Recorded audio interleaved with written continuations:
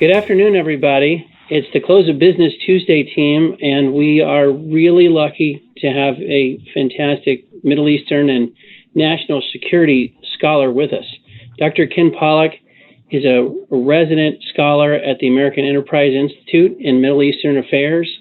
He's been at Brookings. He's a two-time member of the National Security Council. He was a Persian Gulf military analyst at the CIA.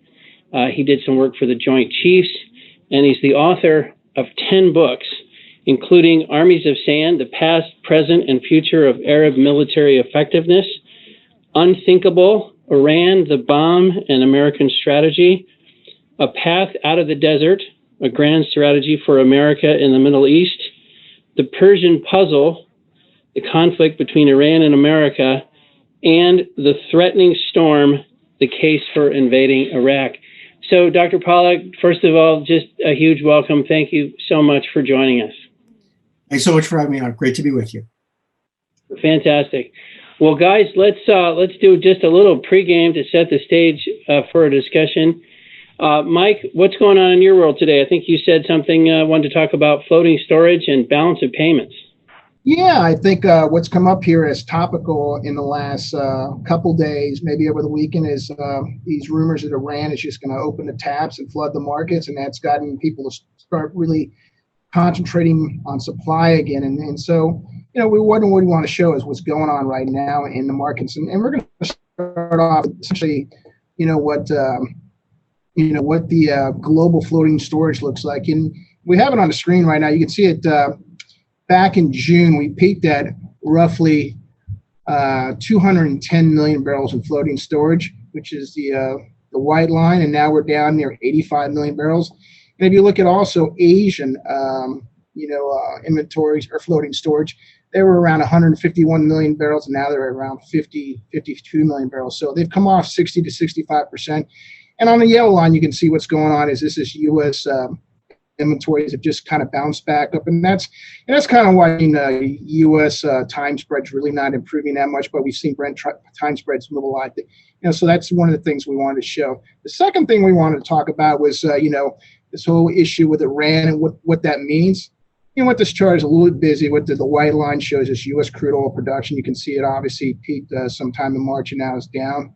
But the thing I wanted to show you is, what exports have done. Exports over the last 3 or 4 or 5 years have gone up substantially, and they have just recently come off. This purple line right here is net imports has come down quite substantially and now have gone up. And the red line is Iranian production, which has gone from, Iranian exports has gone down from 2.5 million to 2 million. And so the question is, what is that all? 2.5. What did you say? What did the Iranian exports have done? Yeah, Iranian exports have gone from 2.5 million. The reason why we put that here, and just kind of show you, in mid 2018, Iranian exports were 2.5 million. Today they're down at 200,000. U.S. crude exports were at 2.2 million. They went as high as 4.7 million. Today they're at 2 million. And net imports were 6.4 million. They troughed at 1.6 million, and today they're back up to 4.6 million. So what we wanted to show is that, at $50 oil, we know what that wasn't what oil was back at 28, but just to kind of make things, sort of comparable, what we said is that U.S. Crude oil exports, that was $40 billion in revenue in mid 2008 at 2.2 million barrels, and on an annualized basis, and at the peak at 4.7 million, that's almost 85 billion in additional revenue. So 45 billion in additional revenue. And kind of where we are now from 2008 to today is we're about 3.5 billion less in revenue. And so one of the other things we wanted to show is Iranian exports were at 2.5 million barrels. They're now at 200,000 barrels a day. And so that was 45 billion in revenues to them. And now it's down to 3.5 billion. So net 40 billion in revenue differential. And so what I'd say is all these people that say the Biden administration is basically going to start to loosen sanctions.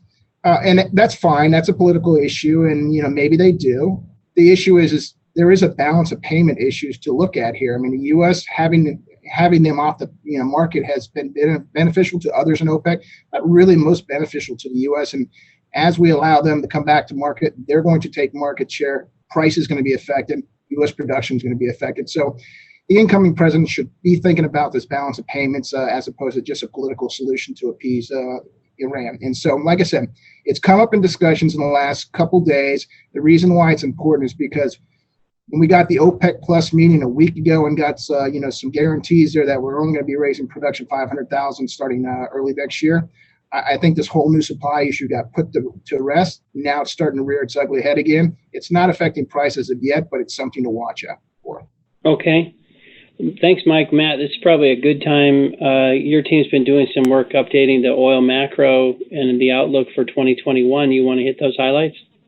Yeah, sure, Maynard. The team put out a macro deck last Monday and had a couple full days of client calls, really discussing our view for the 2021 timeframe. I would definitely say client interest is up, and I think sentiment has also improved quite a bit as it relates to 2021. First and foremost, we got through OPEC and basically saw an extension of the agreements, although they're going to have to roll through on a monthly basis. But I do think that's helping increase confidence that OPEC would like to push crude prices higher. Secondarily, based on where capital allocation is going to shake out for the U.S., we expect essentially volumes to be flat on an exit-to-exit basis in 2021, which means the U.S. is not really going to be disruptive from a supply perspective, and that's going to keep, we think, the price in the driver's seat with OPEC moving forward. And then third, as we look at the demand recovery, and that's really the big focus for clients right now, we do see a normalization of gasoline demand by Q4 of 2021, which is really predicated on the COVID vaccines making their way into the market and a bit of a return to normal from a living perspective. And then as we look out into 2022, we start to forecast a full recovery and jet demand, which is really the market that's gotten hit the hardest. And Colin spent a lot of time around that on a forecasting perspective. So when you pull it all together, effectively, as we model out inventory levels over the 2021 timeframe, we think we'll get back to more normalized inventories on a crude basis by Q4 of 2021. And that effectively is going to allow Brent to march towards that $60 price environment. Where I think the concern still remains is twofold. And one, we'll likely jump into the discussion here, so I won't really dive into Iran, but that clearly is a key focus for investors and what that could mean to supply in 2022 and how OPEC may respond or not. I think also very important in this conversation is how the U.S. responds. And one thing that clients are very aware of is in a world where oil demand may be decelerating over the next 5 years, and in particular, some of the transport fuels like gasoline that are coming under pressure from some of the major trends we're seeing in the automotive market, the U.S. growth can still be disruptive. And I think that's going to be the key focus as we step out into 2022. Clients are trying to get their hands around what would be the upside on the supply front if we were in a $60 world. Our forecast currently sees U.S. supply growth of about 600,000 barrels a day on an exit-to-exit perspective in 2022. That's not enough to necessarily swamp the market from a demand perspective, but it does put a little pressure on OPEC to continue to potentially cede market share.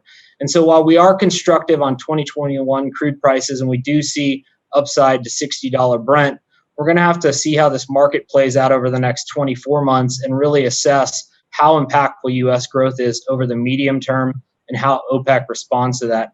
So big picture, as we're thinking about the stocks and the equities and how we're kind of looking over the next 12 months, we're definitely constructive on a lot of the various different subsectors within energy. We think it's a great time to get involved, but this is really a 12-month outlook. And as we progress forward, we're going to have to reassess the macro environment as we continue to see changes in demand and supply.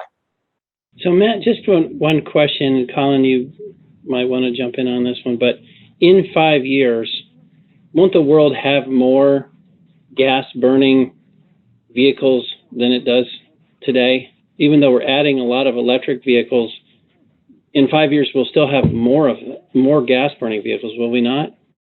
That's something we're working on a detailed forecast on right now, and you'll see a lot of research from TPH starting in Q1 on this. The key takeaway, quite frankly, is the automotive market is not really a growth market. If you look at various different countries globally, China peaked on auto sales in 2017. Europe and the US, which are the other two major markets, have also peaked on auto sales and have been trending flat to down. So the only growth region you're really seeing globally right now is India. And India, just for some context, only sells about 3 million auto units a year, although they have a very large two-wheel and three-wheel market. So unless there's some major change in the way that consumers are looking at auto trends moving forward, it is a pretty stagnant market from a growth perspective. And so as we see two key factors playing in here, one, fuel efficiency mandates are a big deal. And we've talked a bit about on the program, especially in our Biden policy in the US, potentially returning to CAFE standards may affect fuel efficiency moving forward. And then two, the electrification of the auto fleet. While it does take a long time for fleet turnover, typically 10 to 15 years to replace the entire auto fleet, sales are accelerating very meaningfully. And if you look at a lot of the country data on a leading edge basis out of Europe and China, new vehicle sales that are moving towards battery electric or plug-in hybrid electric vehicles are accelerating pretty meaningfully. There's a lot of policy support around it. So while we still see some tailwinds for crude demand moving forward outside of gasoline, I would say gasoline is going to be the most challenged component of the crude demand forecast over the next 5 to 10 years. Okay, well, we'll look forward to when you roll all that out. We'll get to go through all those numbers. That'll be fun. Colin, I think you had, I don't want to put words in your mouth, but it sounded like you have a top 10 list for us today. I'm bringing back Letterman, Maynard. Live from the home office somewhere in Massachusetts. You got it. Well, I thought this week it might be useful just to go through 10 items that jumped out at me as I was going through my process of reading the media and studying the marketplace. And so I did prepare a top 10 list. And I'm trying to organize them here in buckets of how I think about them. So items 1 through 4 are kind of demand side focused. We had a restaurant impact survey from the NRA, no, not that NRA, the National Restaurant Association on December 2nd. On December 4th, we got an interesting item from the BLS with the US jobs report. I'll come back on some more specific data for all of these. Pfizer actually published its effectiveness data, and then the FDA followed up on December 5th with its own data. So that was helpful to put the vaccines in context as they arrive around the country today. And we got some updates on COVID data. So the punchline of all of that is demand is improving rapidly, and it's really supported by the facts. Items 5 and 6, I'll leave for Ken's expertise, but we've had some pretty interesting developments on the margin in geopolitics. We had a minor sequence of terrorist attacks in Iraq last week. We also had a incident with a vessel in Saudi Arabia. And so there's a question here on whether we're seeing some kind of burbling of geosecurity on the margin. Yesterday, December 14th, the US formally cited 2 Iranians for the Robert Levinson disappearance. Again, we can talk about that later. We had Solar Cycle 25 commented upon by NASA. You may not have known about it, but there was a a solar storm last week that wasn't as strong as advertised. And it got my attention because we had the Geminids meteor shower over the past couple of days reach their peak. Very predictable event.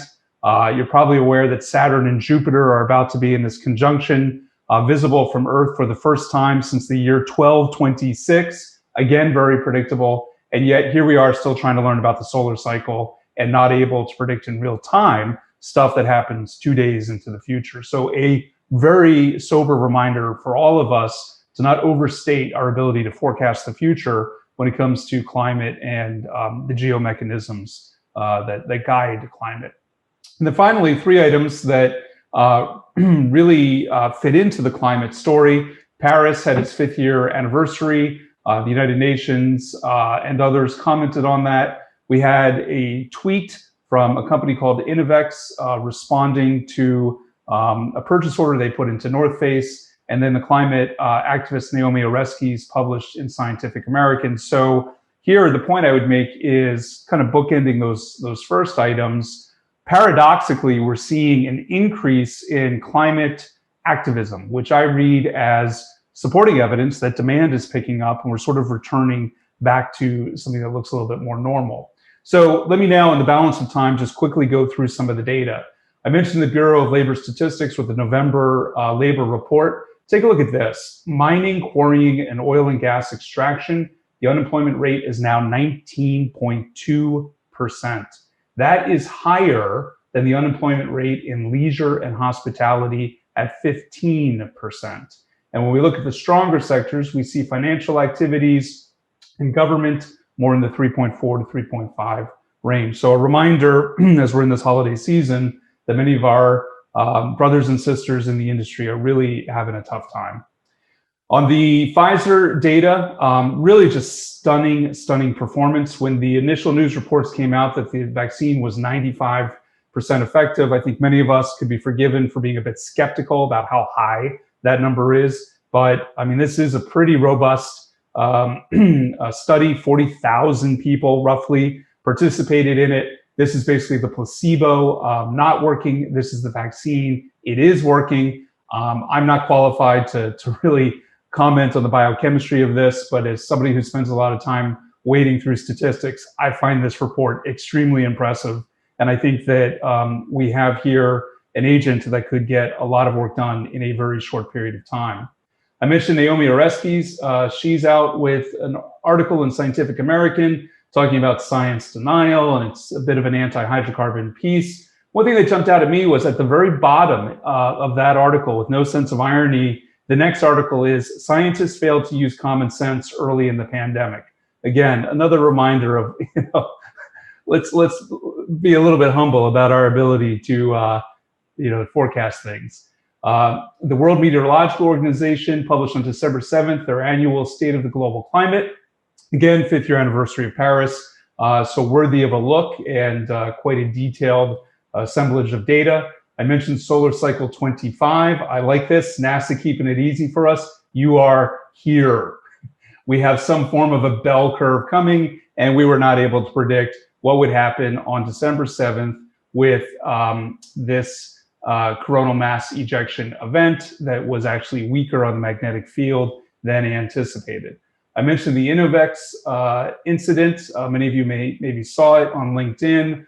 The only point I'd make about it is, here's an example of a CEO who was, in his letter, very thoughtful in his response. And I personally thought it was a good moment for intellectual honesty and a good dialogue in the marketplace. And then COVID, as anticipated, the case fatality rate, not the true infection fatality rate, but the case fatality rate is now below 2% in the United States. On current trajectory, it will fall to 1.45% on January 20th. It will fall below 1% around March 7th, and it will reach the high estimate of the infection fatality rate that we've been using, 0.7% at the end of March 2021. Dr. Fauci made a similar comment today, saying that basically we will have herd immunity by the end of the first quarter. That's essentially what that means in plain English. Here's an update of our chart of COVID mortality rates per 100,000 population. And again, the energy producing states tend to be here in the bottom quadrant, where younger states have a lower effective mortality rate for COVID, and the energy investors tend to live in these states with older populations. One troubling trend in the past 2 months has been North Dakota, which has really seen this very sharp upswing. Even though it's one of the youngest states, its elderly cohort within that young state has had a very tough time. So again, one of our fellow energy producing states going through a tough period, but it is now moving back in the right direction. We've also seen this week, as the US total fatalities have crossed 300,000, some comparisons with World War II. And I would just caution on behalf of all veterans and families of veterans, be careful. World War II, many of these individuals who gave their lives were in their late teens or early 20s. So life years lost, if you run through all that math, is more than 14.3 million. And as tragic as all of these fatalities are in all of these periods, the life years lost in the COVID-19 period is more in the vicinity of 3.3 million, because the average age tends to be in the 80s. So as you read those articles, just keep that in mind, that while it's absolutely true that the number of persons are comparable, they were very different ages. And in fact, to put one more stat on that, 92% of deaths involving COVID-19 have occurred in persons age 55 or older. 80% have involved persons age 65 or older. Fewer than 1% of deaths involving COVID have occurred in persons age 34 or younger. So that skew remains very much intact. And then I prepared this just because of the conversation we're about to have. Here's a list of the 50 countries in the world with the highest case fatality rates measured as deaths per 100,000 population. You can see the JCPOA countries, UK, US, France, Russia, Germany, China in blue. You can see some relevant Mideast countries, Iran, Israel, Turkey, and Saudi Arabia in kind of this beige color. And we can talk some more about that if anybody wants to. But the basic point is that is the distribution of what each are experiencing. I went on an airplane for the first time last week. I just bring it up because we are now starting to see a greater comfort level with people being on airplanes. Two major studies, one published by Harvard University on October 27th, one by the Department of Defense, present some very good data on how low the actual transmission risk is for COVID if everybody wears masks and proper cleaning is practiced. And that is contributing to this uptick in demand for jet fuel in the United States. We now have gasoline is at 86% of normal, jet is at 83% of normal. And take a look at this. According to the EIA, last week, actual demand for petroleum products in the United States was up year over year for the first time since the week of March 6th. Now, admittedly, there's a bit of a base effect in there, but it caught my attention. And then when we look at price volatility, here's the distribution of daily values for the period from the peak back in 2014 in flat price to August of 2019. That's kind of the dark blue histogram. This lighter blue histogram is essentially from when the repo market went crazy last year to today. And look where we are now. We're all the way to the left of both of these distributions, either the pre-COVID distribution or the COVID distribution. And that very much is an indication that things are returning back to normal. And so teeing it up for our guests, we now have a shift in administrations, and the outgoing administration has decided to impose these sanctions in response for whatever they know about the Robert Levinson case. And that may or may not create some difficulties for Mr. Biden as he assumes the big chair. Wow, it's a lot of data, guys. Thank you. Dr. Pollack, welcome. We're so thrilled to have you. As you heard in Mike's lead in, the impact that Iran could have on the oil markets is obvious. It's something that's been on everyone's mind. And I think probably as we all heard from Matt, a lot of the assumption around oil getting better is that OPEC Plus, including Iran, will be constructive and be trying to do things that are helpful to that price. So Iran is a big deal. It sort of feels like the Trump administration is getting harder on Iran before they hand the keys to President-elect Biden so that he'll have a harder time doing anything else. But that's just a layman's view. What do you make of what's going on with Iran, what the Trump administration is doing, and what President-elect Biden might do? Sure. First, again, it's great to be with you guys. I'm really honored. And yeah, we got a lot of interesting stuff to unpack. I enjoyed those presentations. Let me start by saying that, yes, I think there's no question that President Trump is trying to do everything that he can to make it hard for President Biden to undo his maximum pressure campaign. I don't think any of it is going to be terribly meaningful. Everything that President Trump is doing is being done under executive order, which allows President Biden to undo it. Some of it could be politically muddy, but I don't think that it's going to be terribly meaningful. What we've heard from the Biden team is a very, very consistent determination to go back to the Iran nuclear deal, the JCPOA, the Joint Comprehensive Plan of Action, as quickly and completely as they can. Now, there are complications. That may not happen, but that is their intention. That is certainly their desire. And we should also bring in the Iranian side. And I'm guessing that many of your folks have already heard the various statements made by President Rouhani of Iran today and by his energy minister over the weekend, in which they're saying, we're going to go back to the JCPOA 2 as fast as we possibly can. Rouhani today saying, we'll go back within an hour of the Americans saying that they will go back. But we've got to recognize there are a couple of different problems there. If I may, Maynard, just, Yes. to spin them out. There are some definite problems there. The one that Mike put on the table is certainly part of it, although I'll be honest with you, folks in Washington tend to be oblivious to that point. And we're talking a little bit more about that later on if you'd like. But the two big issues you've got, one on the Iran side, one on the American side. On the American side, the problem is that the JCPOA was never a fantastic agreement, and its most restrictive provisions will come to an end in 2025 and others in 2030. And so Biden has basically got maybe 4.5 years of the most restrictive provisions. What the Biden team is talking about is coming back into the agreement, hoping they can get the Iranians back to the agreement, and then immediately starting new negotiations to try to extend the agreement, to get a follow-on to it. That's going to be very, very difficult to do. And then on the Iranian side, the problem that you've got there is that Iran's hardliners are now very much in charge. President Rouhani has only got 6 months left in his term.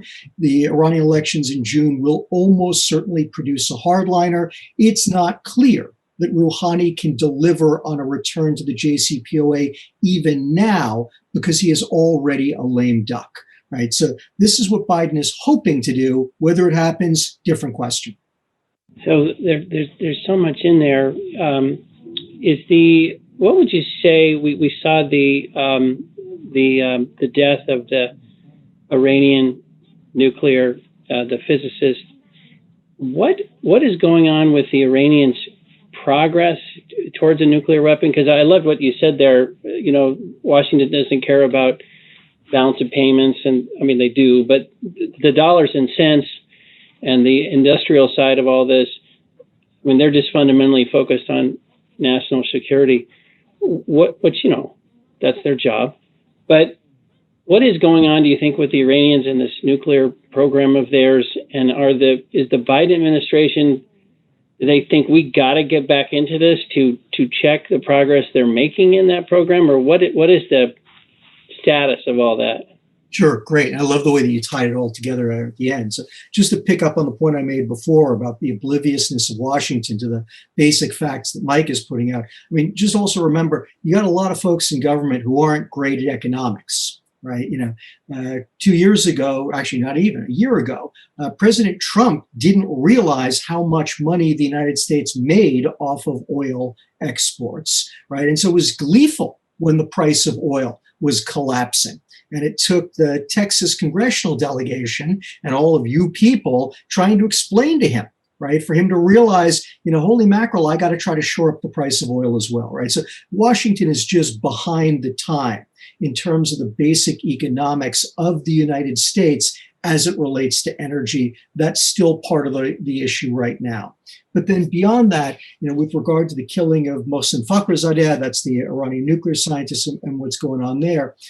First, on that specifically, I think that was simply the Israelis trying to take advantage of of two opportunities that came together, like one of Colin's harmonic convergences, and these solar convergences, right? So they had the Trump administration in place. It was very forgiving to the Israelis, and they clearly had the opportunity to take this hit. As a former CIA officer, I will tell you, those kinds of opportunities do not come along frequently. And the Israelis don't like to pass them by.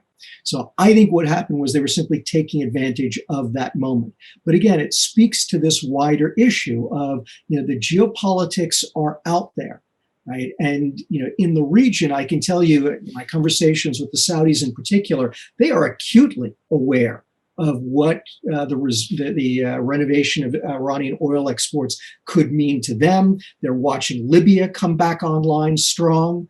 They're watching the Iraqis, right? The Iraqi government of Mustafa Kadhimi is struggling to try to keep down oil exports down to something close to their OPEC limits, right? And so they're very concerned about all of these different issues. And for Biden, it is simply a matter of, as you're pointing out, the Iranians are once again making significant progress on the nuclear front, and the nuclear front is an enormous issue for the Middle East. The Israelis are determined to prevent the Iranians from acquiring a nuclear capability. They have threatened to go to war in the past. So too are the Saudis and the Emiratis. And the Saudis and Emiratis have made it really clear, if the Iranians get a nuclear weapon, so will we, right? Those kinds of fears are the keys propelling the Biden administration to say, we just want to get back to the JCPOA and to hell with everything else. You referenced the maximum pressure program. Had that been, I guess I feel like we've been sort of hearing a couple of things coming out of that. One, it was effective in that it was really pushing the Iranians hard. But the other part you hear about it is it was empowering the hardliners and sort of, so economically it might be working, but politically it wasn't. What do you make of that program? What did we learn from all that? Sure. So first, I think you've got it exactly right, Maynard. It devastated the Iranian economy. And let's remember, it helped devastate the Iranian economy. The Iranian economy also was suffering from rampant corruption, horrific mismanagement, right? A whole variety of other problems. But the maximum pressure sanctions definitely helped cripple it, right? Iran has had 3 years now of negative growth. This year is going to be really bad. Whether it's as bad as last year's before COVID still remains to be seen. But exactly as you point out, because it did empower Iran's hardliners, who have zero interest in negotiations with the United States, who hated the JCPOA even more than our own conservatives did, right? That's put things into a very delicate balance. And it's not at all clear who's ultimately going to end up winning that struggle, right? And this is why the Biden administration has been so clear about saying we simply want to get back to the old JCPOA, because they understand how difficult that is going to be for the Iranians, given these different changed circumstances, right? But we have to remember, we're hearing a lot of stuff. Rouhani's statement, as I said, the energy minister's statement, that's all interesting. But what we don't know is how much of that is about Iranian domestic politics.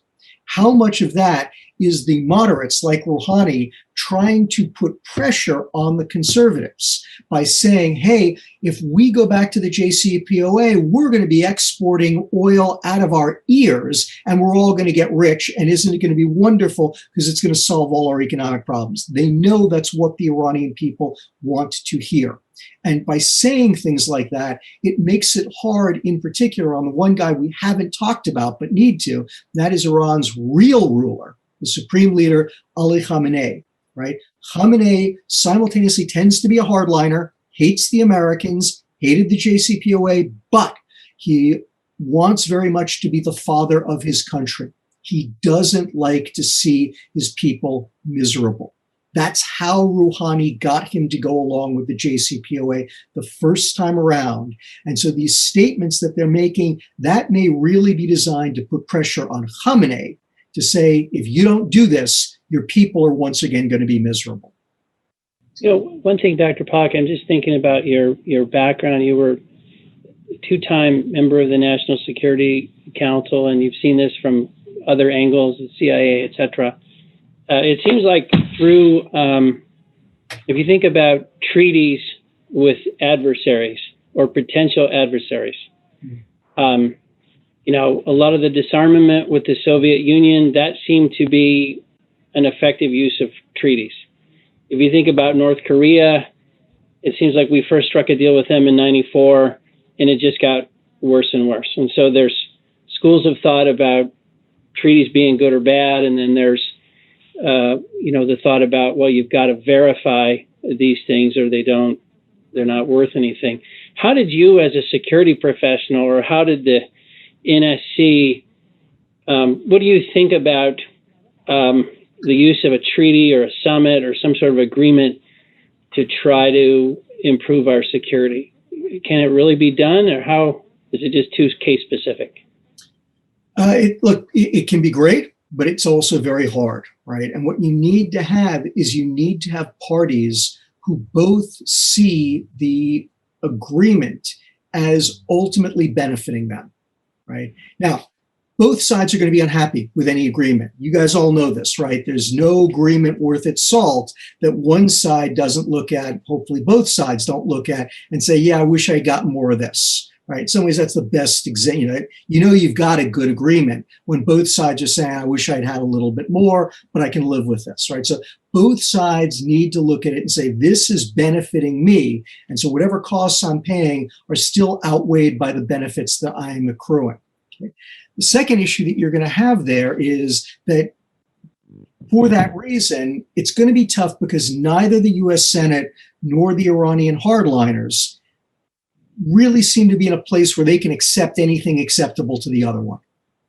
Right now, again, I'm not going to tell you that the JCPOA was the greatest arms control agreement ever signed. It wasn't. I was pretty disappointed with it. I felt it was the worst acceptable deal the U.S. could get from Iran. Right, and that's important. I felt it was acceptable, but it was as bad as it was going to get. Obviously, the U.S. Senate felt it was even worse. The Iranian hardliners did. And so, from my perspective, I think that trying to go for a treaty would be very, very difficult to do. And my fear is actually that the Iranian hardliners are going to insist on a treaty, right? Because their argument is, listen, the Americans reneged on this and walked away from it because it wasn't a treaty. So if the Americans want us to come back to it, they're going to have to make it a treaty. And I think the Iranian hardliners know full well that's a poison pill, because the U.S. Senate almost certainly will not be willing to agree to any treaty that the Iranian hardliners would agree to. This seems to be a theme of our discussion each week, is that the U.S. Senate is the key to the planet as we know it next year. Like, not everything, has to go through the U.S. My son's grades are going to be approved by the U.S. Senate. But, well, can I ask you another question? Because you are a veteran of security and foreign policy. The parties seemingly through certainly the Cold War and post-Cold War era, I mean, there was always division at home, but we were unified abroad when we tried to accomplish things. And how do you if you're a counterparty, how do you sign a treaty with a country that the next election they're just going to tear it up, and then they're going to have another election and then come back? I mean, what is the point of having a treaty with a counterparty that's doing that? Are we losing our ability to make treaties because we can't stick to one view? Yeah, absolutely. Now, look, man, first, I'll start by answering that. I'll put my CIA hat on. And what I'll tell you is that in my conversations with folks all across the Middle East, and frankly, in Europe and Asia too, because I talk to those folks because they're interested in the Middle East. And, they see this over and over again, and it is incredibly damaging to the United States, right? I mean, we have to recognize, I think that what President Trump did pulling out of the JCPOA was deeply problematic in terms of his Iran policy, because it ultimately was self-defeating. But I also see it in terms of the impact that had on other countries in the region. And again, what I hear from Europe and East Asia is, we've never seen the United States do something like that before. Traditionally, pull out like exactly. Traditionally, when one administration enters into an agreement, right, subsequent administrations feel bound with it. And look, we can say something here, which is that I actually think Trump is unique, or at least he was unique in that.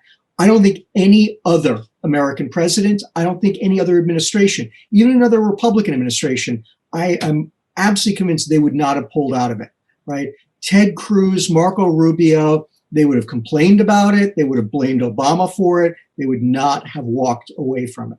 So the best we're going to do is be able to claim to other countries. And here I'm kind of putting on my old NSC cap, right? And if I were the one having to go out and convince other countries, no, you really can trust us, that's the argument that I would be making is, look, Donald Trump is unique, and every other member of the American body politic would not have done that. And we have learned our lesson, right? It did not work out for us. Trump did not get what he wanted. And now we're in a position where the incoming administration is trying to figure out if they can get back to where he started. And we're all afraid we're not even going to be getting there. History question. I bought this on eBay this weekend, and what it is, It's the Mickey Mouse flag. The Mickey Mouse is giving the bird to Iran. And for those of you who don't know, these were very popular in the late 70s during the hostage crisis. So most people, I'm 54. I was, 10, 11, 12-ish when the hostage crisis and all that stuff was going on. So my whole life, I've just known the Iranians to be an adversary of the U.S. People older remember the Shah and when they were an ally. Is there, as you think about the future, is there a possibility that the Iranians are ever going to be anything other than an adversary? Or what is, because you hear people on the street actually love America, the leaders hate America. What's the outlook? Is it ever going to change? Yeah, it will. I think there's no question that it will, Maynard. The question is when. Right? Whenever we are able to survey Iranian public opinion, the Iranian public is the most pro-American in the entire Middle East other than Israel. Right? They love the United States. Part of that is just because they don't know us, right? Part of it is exactly the reason you kind of mentioned. The vast majority of the Iranian population is young. 70% is under 30, right? They've never known anything other than the revolutionary government, and they hate it. And there is this incredible nostalgia for the Shah, right? And they all know that the Shah was the great ally of the United States. So if they love the Shah, they love the United States too. So it's clearly there. And what's more, the Iranian people want to reopen to the world. They want a thriving economy. They understand that the United States wants that too. The big question, though, is this question of when, right? We've seen the same problem with North Korea, not as bad as North Korea, but the problem that we have is the Iranian regime is a violent autocracy, right? And they have gotten very, very good at simply suppressing dissent, revolution.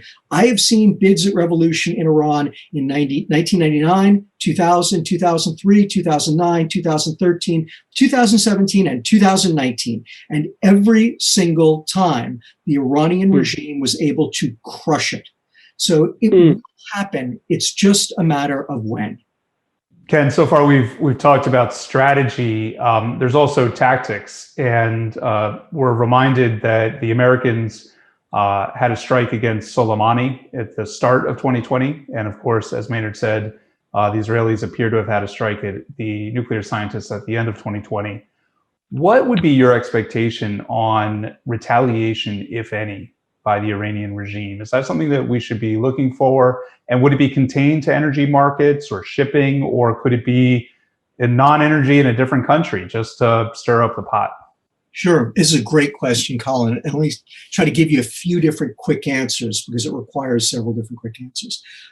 First, I think that until Joe Biden is inaugurated, the Iranians are going to try hard not to do anything for anything. They think Donald Trump is incredibly unpredictable, which he is. He doesn't play by the rules of the road.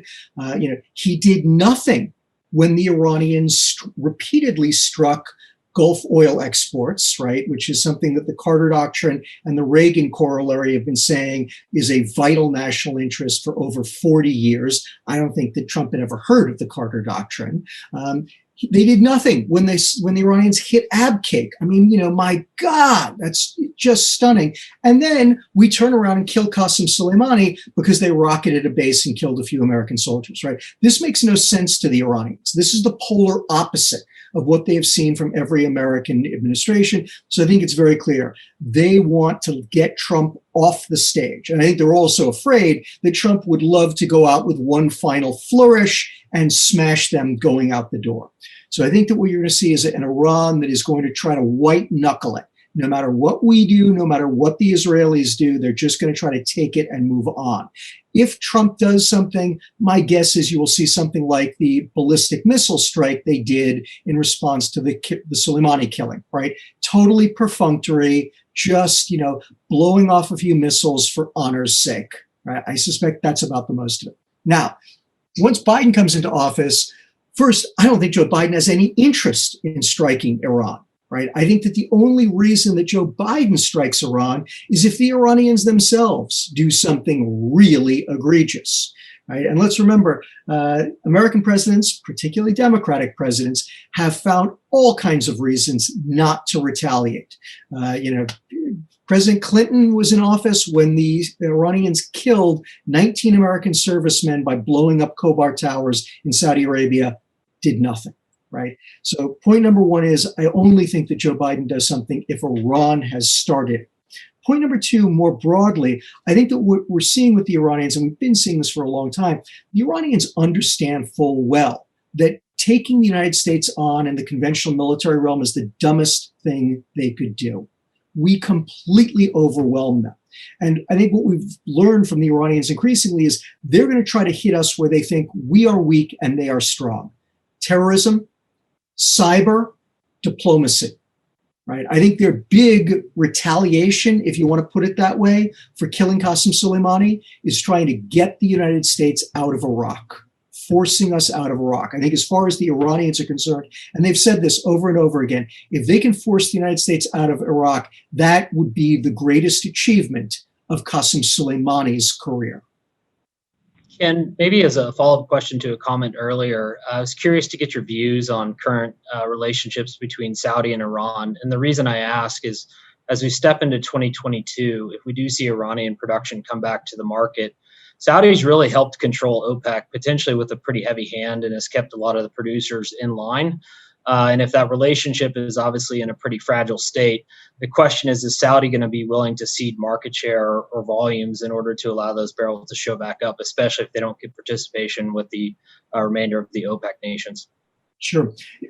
Also a really important question, Matt. And let me start with the last part of your question and just simply say that what I am hearing from Saudis is that they will defend market share, right? That they feel like they're kind of holding on with their fingertips at this moment, trying to keep the Russians in line, feeling the pressure already from, in particular, Libya, right? And a little bit from Iraq, and a little bit Nigeria, Venezuela, et cetera, right? But they're just kind of holding on.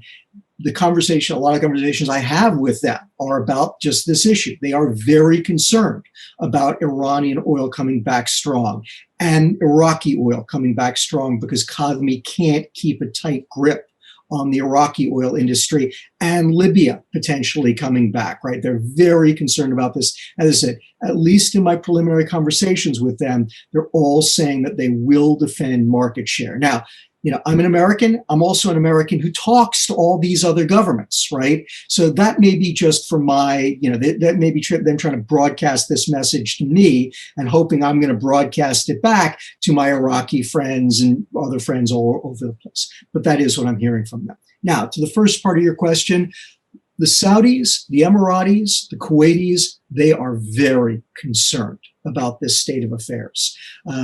I'll tell you that my conversations, they're pretty glad to have Joe Biden, right? Because they look at Joe Biden as being an old-fashioned American foreign policy maven, which they like, right? It'd be even better if you were a moderate Republican, but they'll take a moderate Democrat, right? They hated Trump, make no bones about that. Do not misunderstand. The media is 1,000% wrong. They hated Trump, right? Trump was all talk and no action. Right? He betrayed the foundations of the U.S.-Saudi security relationship by doing nothing for all of those attacks in 2019.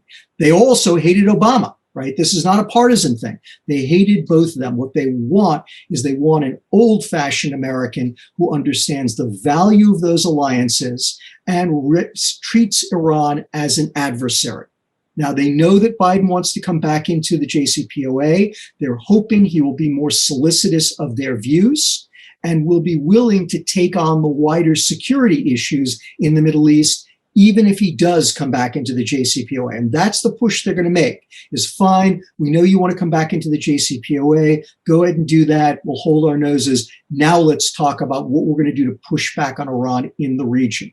And of course, the other piece that the Saudis in particular have is they know that the Democratic Party, I don't know where this came from, but the Democratic Party has now adopted Iran and disowned Saudi Arabia, right? And we now have this weird choosing of sides where the Democrats got Iran and the Republicans got Saudi, right? And the Saudis don't like that. They want to be a bipartisan issue again. They are hoping that Joe Biden will make some symbolic moves to placate the progressives, the left wing of the Democratic Party. And after that, he will then come back and in private say to the Saudis, okay, we've got to talk about how we restore the alliance and how we work together to limit Iran's influence.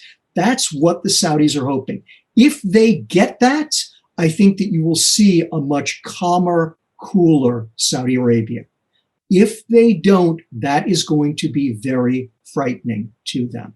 That is why they are bonding together with the Israelis, right? And the problem that we all have and what we have to watch out for in the years down the road is if the United States isn't willing to re-engage with the region beyond the JCPOA, that is going to frighten our allies. And what we've seen is the Saudis, the Emiratis, the Israelis, they are far more trigger happy than we are. And the Iranians do not have the same respect for their military capabilities, obviously accepting the Israelis, but they don't have any respect for Saudi, Emirati, Kuwaiti military capabilities, which could embolden the Iranians too, if they think that Biden, the way that Obama tried to, is going to use re-signing the JCPOA as his get out of the Middle East free card. That's the real danger out there. So Dr. Pollack, on the NSC, you saw these issues come. And I'm guessing in each instance, you're always asking, well, how does this issue affect other issues? So how does how we deal with Iran affect how we deal with Venezuela, affect how we deal with North Korea, interact with China, interact with Russia, etc. What other linkages does the Iran discussion have that, laymen like us don't have an appreciation for? I know the Iranians are sending cargoes to Venezuela and, I'll just stop there because I think what else is at stake as we think, because we tend to think the nuclear issue and we think about oil, but what else should we be thinking about? Sure. Great point, Maynard. And you're right. Just start with, and I'm just going to throw them out there and then move on to your piece. There's oil and all of the linkages between Iran and other countries because of oil, and there's the nuclear issue and all the linkages. And as you point out, that means North Korea comes into the mix, right? That means Taiwan, any other country that has any interest in nuclear weapons gets tied back to the Iran issue. A big issue that I think that you're getting at that other people don't think about is the kind of geostrategic one and the great power competition, right? This is a huge issue now for the United States. Everybody in Washington is talking about great power competition, great power competition. As usual, I think half the people don't know what the hell they're talking about. They just know that's the new buzzword, right? And so they're mouthing it too. But but you're saying half the people do know, which is that's good. That's a big percentage. Okay, that's one way to look at it. But let's just quickly, Russia, China, right? That's what's key. Yeah. So with Russia, what I don't think the people recognize is, first of all, the Russians have had a relationship with the Iranians going back to the early days of the 1990s, right? The Soviet Union collapsed, and very quickly, Russia and Iran realized that they had a huge commonality of interests in the Caucasus and Central Asia. Both of them agreed that they did not want to see Sunni Islamist fundamentalist regimes coming to power in the Caucasus or Central Asia, which were very big threats. And as a result, the old KGB, right now the FSB, and the Iranian Revolutionary Guard and MYS, they have been working hand in glove all throughout the Caucasus and Central Asia. Right. That's why, you get these weird situations like over Armenia and Azerbaijan, right, where, you got one country that's Christian supporting Muslims and one country that's vehemently Muslim supporting Christians, right? It's this kind of stuff, right? And elsewhere in the region, we've seen this kind of, painful informal alliance between Russia and Iran. And their interests aren't identical, but they're close. And, I hear this all the time, for instance, in Syria, where you endlessly hear Americans saying, well, we need to use the Russians against the Iranians in Syria.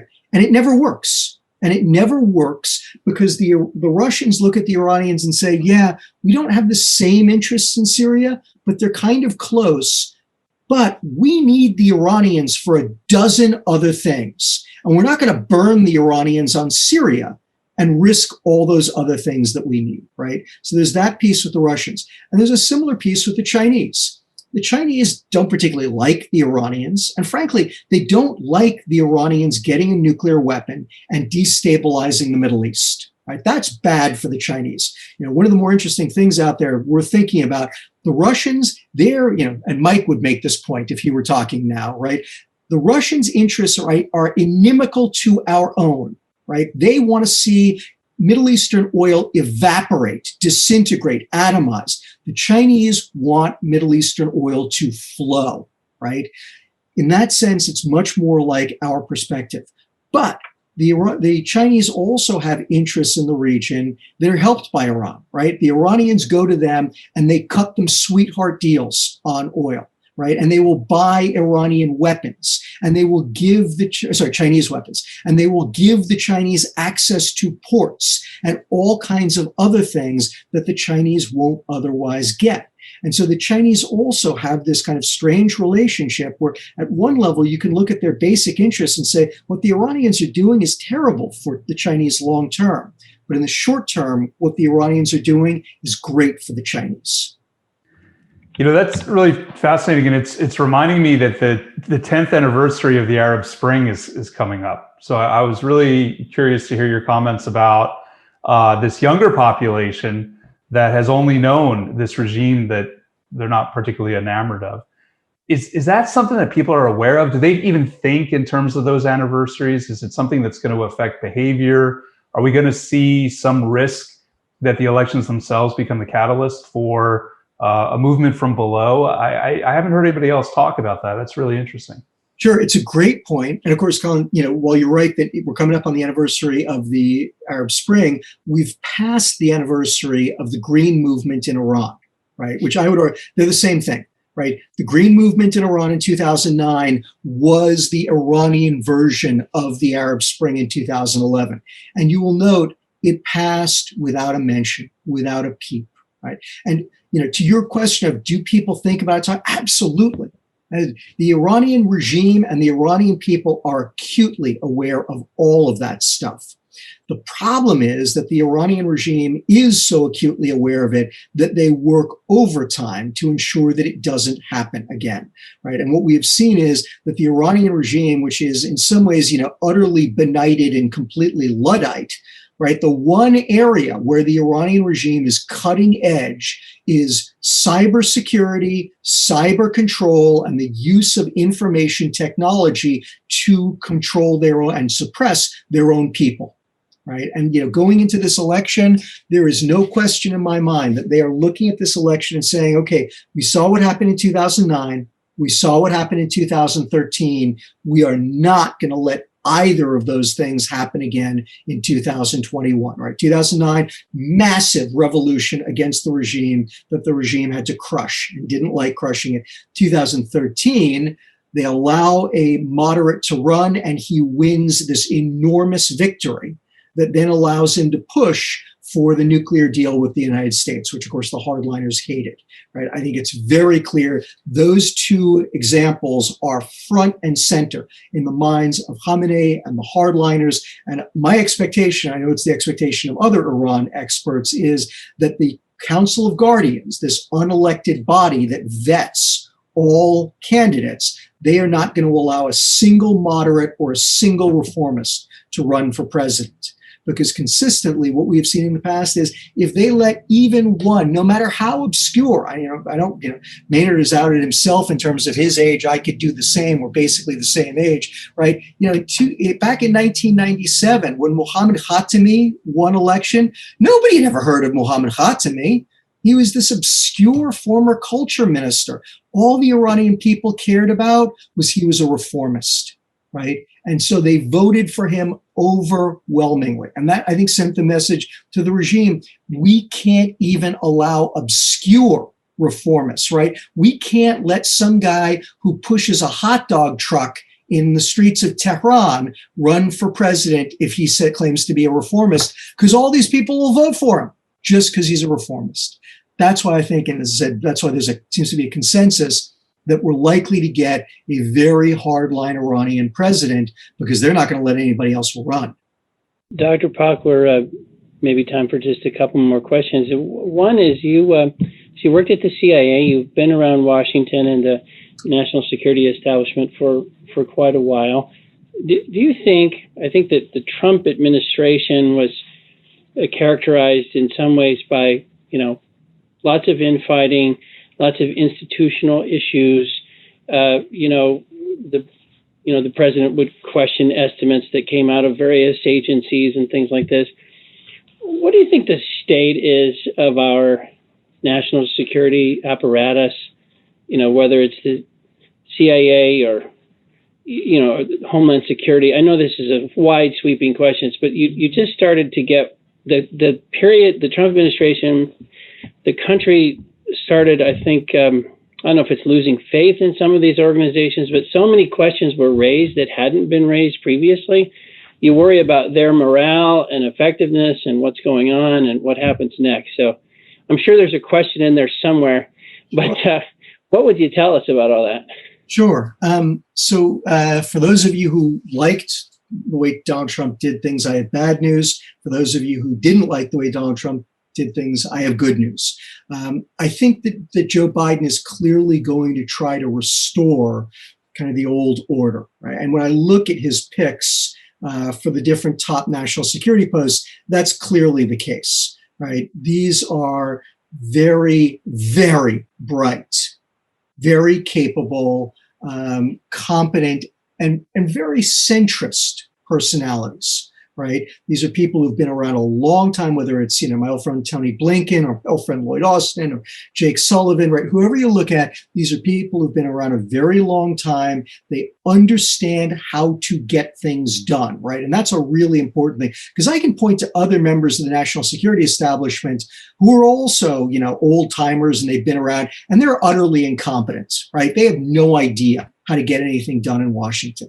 These are people who actually know how to get things done. I think that's very important. I think there's a big question mark out there as to whether Joe Biden sees himself as a one-term president.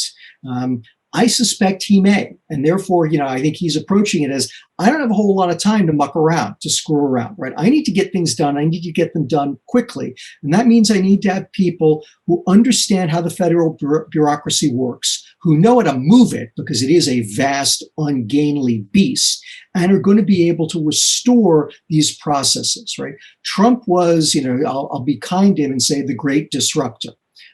He disrupted a lot of things that didn't necessarily need to be disrupted, some things that probably needed to be disrupted but didn't get disrupted in a positive way necessarily, right? The great question is can we get back to a capable organization? And then the next question, okay, can we reform it from there? My guess is that's what Joe Biden would like to do, right? But honestly, Maynard, I think his people will be able to get back to where they were. I think there's a question mark as to how much further they're going to be able to do, because quite frankly, let's always remember, we are in the midst of a pandemic. We are in the midst of the worst economic crisis that the United States has faced in a century, right? I'm not sure how much more they're going to be able to do beyond that. As I think that's something, because, we in Washington, we talk endlessly about process. And I get, one of the things I speak about me is I get to get out of Washington, right? Because I write all these books and they're bestsellers, right? I get to go out and talk to people in, Sioux City, Iowa, and, in Chicago and Kansas City, right? And all over the place, and talk to actual real people, right? And people are always like, why are you people in Washington so, obsessed with process? And getting asked that enough, I actually had to come up with a decent answer, right? And what I've learned in my time in Washington is that while good process is no guarantee of good policy, bad process does guarantee bad policy, right? And we've had bad process for 4 years. And by the way, we had bad process under Obama too. Please don't see this as a partisan statement. We had horrible process under Obama, and we also got some bad policy for that as well. My hope is that Biden will at least restore some good process, and maybe that'll lead to some good policy. Well, I wanted to ask you one last question, because this is so much fun. We could keep going, and we're trying not to make it a 2-hour show because, but you could hold the audience for 2 hours. You're that interesting. But, one thing that's been a theme of our discussions has been, as we talk about the energy transition and energy markets and the world and the economy and energy poverty and the climate crisis and all these things, is we've been trying to understand all the issues in an intellectually honest way. But also there's probably a theme to our discussions that, oil and gas, particularly American oil and gas, doesn't get enough credit. The shale miracle doesn't get enough credit. What it's done to our national security picture doesn't get enough credit. Even the fact that natural gas has displaced so much coal and we now have less emissions doesn't get enough credit. As a security professional, what would you say about how the U.S. changing its profile in energy production made your job less complicated or gave you more options, or you had to worry a little bit less about some of these issues on the international scene? Sure, a great question, Maynard. So let me start by actually answering it. I'll answer it with a little bit of a story. I'm going to try to be brief here, but again, I'm old enough. I can remember. I think it was in 2012, but it might have been in 2000. I'm pretty sure it was 2012. We were routinely changing carriers, right? So this was a period of time when we always had an aircraft carrier in the Persian Gulf, and we were pulling, I think it was the Lincoln Group out, and I can't remember what carrier was going in, but the carrier was coming out. And, for whatever reason, some Iranian Revolutionary Guard general got up on his hind legs and barked into a microphone that if the Lincoln Group ever came back into the Persian Gulf, Iran would sink it. So the Lincoln Group better never come back into the Persian Gulf. The price of oil jumped by $6. Right? Now, that was a great moment for me. Right? I made a lot of money off of that because I had all of these people calling me up and saying, oh my God, do you think the Iranians are going to sink the Lincoln if it comes back into the Persian Gulf? And it was great because all I had to do was say, no, cha-ching, right? Because this was the most ridiculous statement ever, right? It was absolutely idiotic. I don't know what compelled him to do this, but this was never, ever going to happen, right? But yet, this kind of an absolutely moronic statement caused the price of oil to jump by $6, right? That's just stunning. Now, you can look at it kind of a little bit maybe the other way, right? But the Iranians start hitting tankers in the Gulf, right? The price of oil barely moved, a few dollars for a few days, right? That is a dramatic sea change. Right. And, what it has demonstrated is the shale revolution has shored up the stability, the resilience of the energy markets in ways that were unimaginable even 10 years ago. Right. And as a policymaker, right, that means I have a lot more latitude to make decisions and do things that could have caused people to get jittery in the past. Right. Because anything that might have affected oil flows in the past would cause traders to go absolutely bananas. And increasingly, they're recognizing that, what? There is so much in the Permian, right, that if the Iranians do something or the Saudis do something, there's a tremendous amount of capacity to compensate, right? We lost Libyan oil production. Again, 20 years ago, oh my God, I can only imagine what that would have done to the price of oil. We lost Libyan oil production. The market barely registered. Right now, part of that was Iraqi oil coming online, but a big part of it was also shale. That's the good side. Let me just leave you guys, since it's the last question though, but pointing out that there's also another side. And again, I made this point earlier, which is that, folks in Washington really don't have a very good understanding of oil economics. Right. And so at one level, again, they don't mostly grasp that oil exports now are so profitable for the United States that, we're no longer where we once were, where we always want the price of oil to be low, low, low, low, low.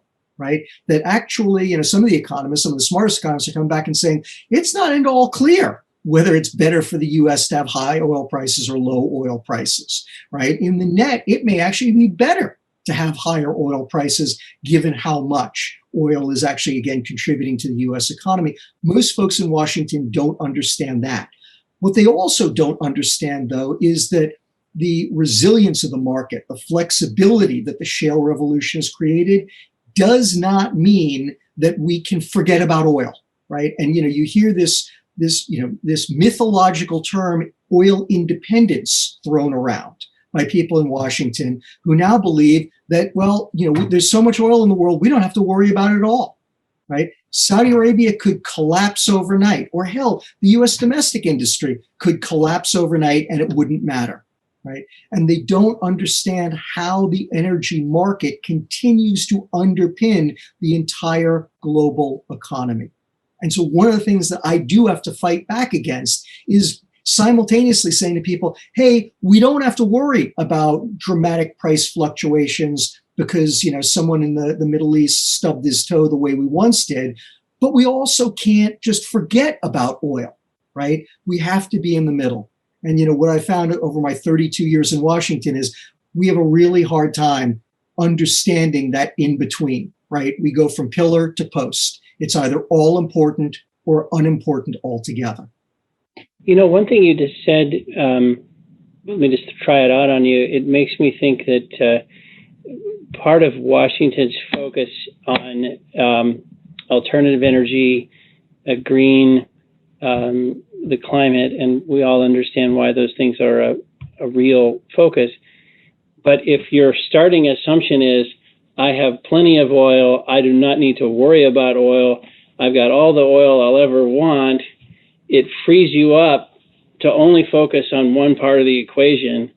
And it could explain why so much of the energy discussion in Washington is without any real balance. Because if oil tightened up, if suddenly we didn't have all this flexibility, that conversation would change overnight. Absolutely, Maynard. And again, it's why I think the really smart folks here in Washington, oftentimes they're kind of screaming into the wind, but they're trying to say just that. It's hey, we have to think longer term, and there's stuff that we could be doing now that's easy and cheap that would put us in a position to deal with any problems down the road, right? But I think you guys all know it is one of the problems that we have in a democratic society, where the folks who run the country, they tend to think in 2 or 4 or maybe 6-year election cycles, right? And they just can't think beyond that. And while our system of government is wonderful in so many ways, that is absolutely one of the biggest challenges that it faces. Well, Dr. Pollack, you've been great. We can't thank you enough for spending time with us. We want you to know we have your office in Houston. Anytime you're down here, it's ready. It's blocked off. No one's allowed to go in there. And we consider you a friend, and that means we're lucky. So thanks so much for spending time with us. Outstanding. It was my great pleasure, Maynard, and I look forward to talking again sometime in the future. Good luck to all of you. Thank you. Thanks, everybody.